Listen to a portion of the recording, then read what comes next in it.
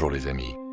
Je vous propose aujourd'hui un témoignage vibrant que peut-être vous avez déjà vu. Celui-ci ne fait que confirmer ce que j'ai déjà dit à plusieurs reprises, à savoir que le sida et son corollaire le VIH sont de pures inventions destinées à créer une psychose qui permettra de générer d'énormes profits pour Big Pharma.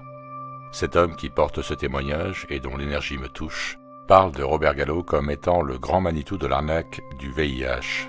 Or, ce n'est pas tout à fait exact. Il est vrai qu'employé et dirigé par Anthony Fauci à l'époque, et je rappelle ici que c'est le même Fauci qui est aujourd'hui dans l'équipe Covid-19 de Donald Trump, Robert Gallo a œuvré sans relâche à propager une fraude scientifique et à se l'attribuer, la soi-disant découverte d'un virus responsable du sida, le VIH. Sauf que ce VIH, le premier à prétendre à sa découverte et qui reçut d'ailleurs un prix Nobel pour celle-ci, si je ne me trompe, fut Luc Montagnier et non Robert Gallo.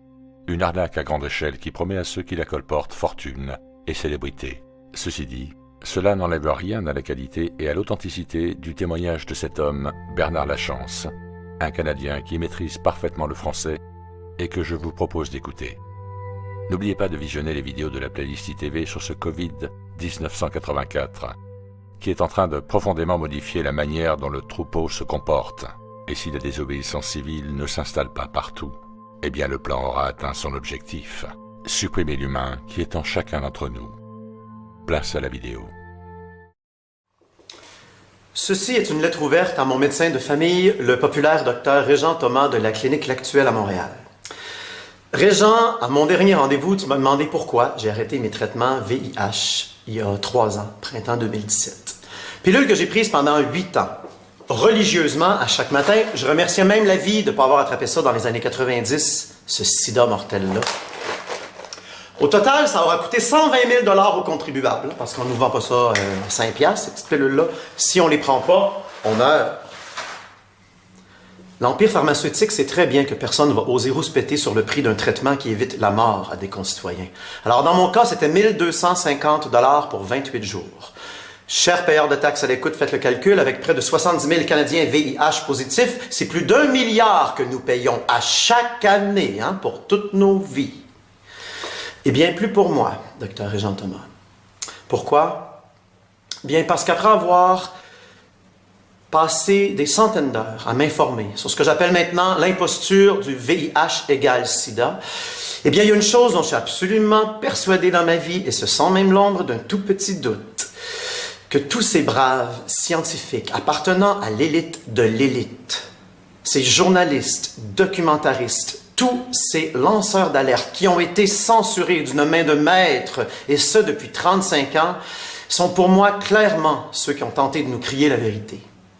Qu'en 1981, la racine de ce qu'on a appelé GRID, et qui est devenu tout de suite SIDA, les 41 tout premiers cas d'homosexuels malades signalés au CDC, qui avaient complètement détruit leur système immunitaire, eh bien, l'avaient détruit par intoxication aux drogues et absolument pas par infection transmise sexuellement avec leur virus qui vient du singe, jamais isolé, avec lequel tu peux t'infecter mais mourir 20 ans plus tard.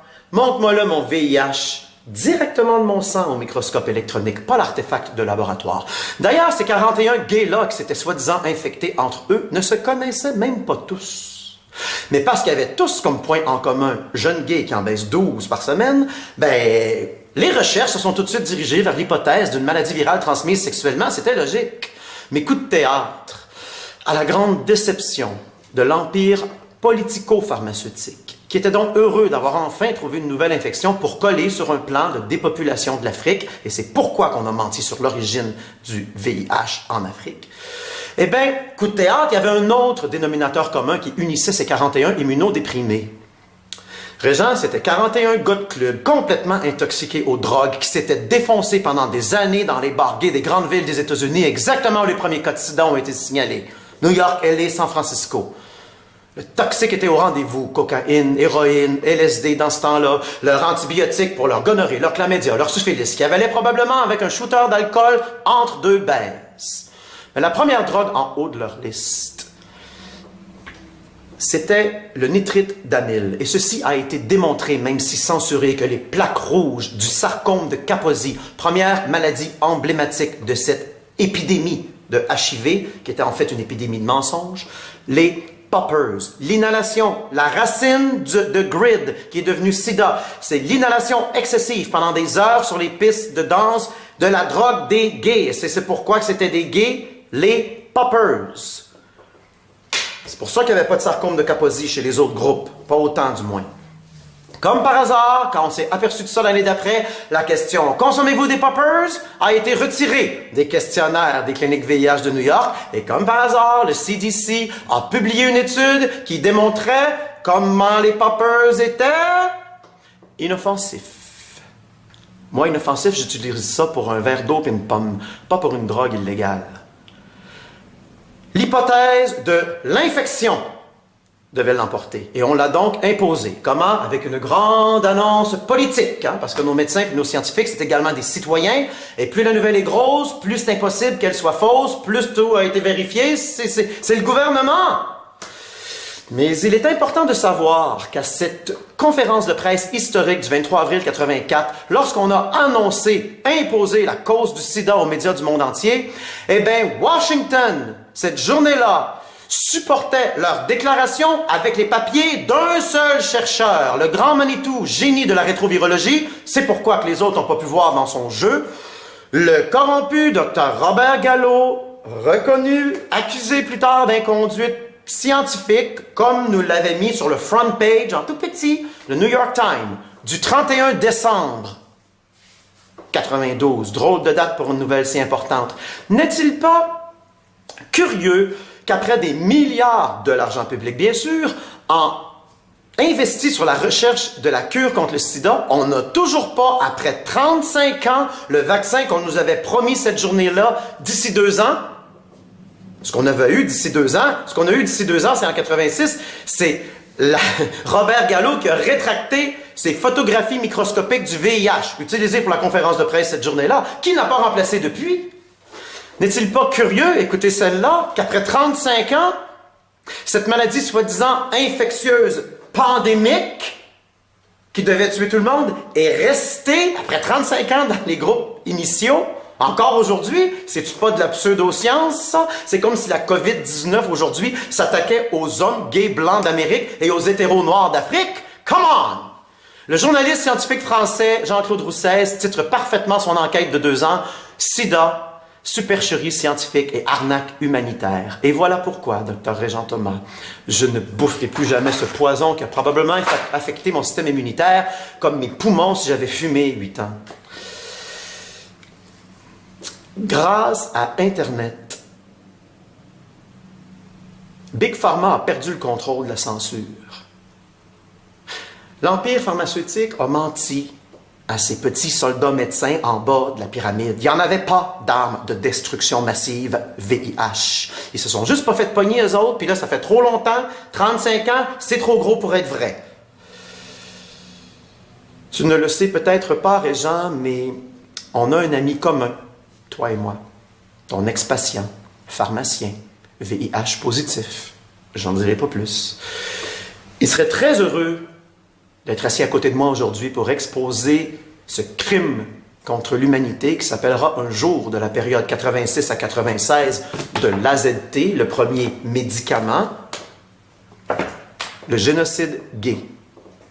Ce crime contre l'humanité, il serait heureux de l'exposer lui aussi et de sortir sa rage. Vous comprendrez que je parle de ça avec émotion parce qu'on m'a violé psychologiquement en me disant que j'allais mourir, ce qui est un coup de masse, et physiquement avec ce poison. Ben, il va perdre sa job parce qu'il va perdre sa licence s'il vient ici, et son salaire et son confort. Alors, je le comprends, je ne peux le blâmer. Mais je l'ai appelé l'autre jour, puis j'ai demandé qu'est-ce qu'il te disait, Régent, quand tu expliquais la fraude HIV.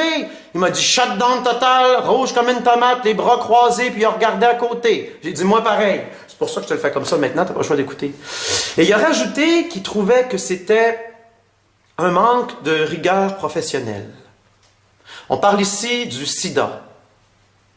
Je pense que la justice qualifierait ça plutôt, Régent, de négligence criminelle.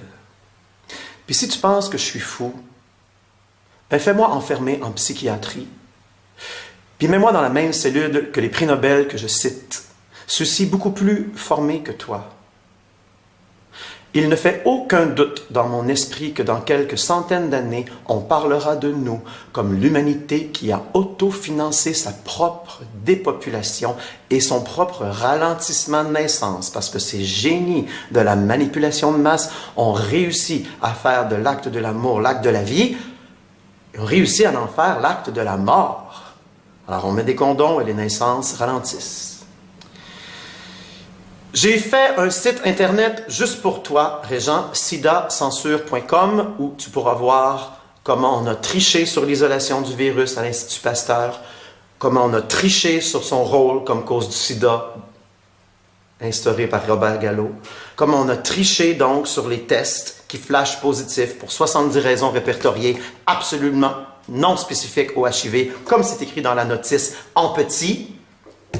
Comment on a triché sur la charge virale et sur la commercialisation frauduleuse de l'AZT qui nous a permis d'avoir des morts pour créer leur épidémie. Alors, tu as le choix de continuer ta route et de tourner la tête, encore une fois, Régent, en criant « Conspiration! Terre plate! Fake news! » Ou tu as le choix de faire ta job de médecin et d'aller vérifier lequel des deux groupements, le groupe de scientifiques qui ont des cotes sur les médicaments qui vendent en milliards à chaque année, par milliard, ou un groupe de scientifiques censurés par ce groupe-là, qui nous raconte une histoire qui sonne à mes oreilles beaucoup plus comme quelque chose qu'ils ont découvert que quelque chose qu'ils inventeraient, sachant qu'ils vont perdre leur licence. Come on! À un moment donné, Dr. Régent Thomas, il y a des limites à tourner la tête.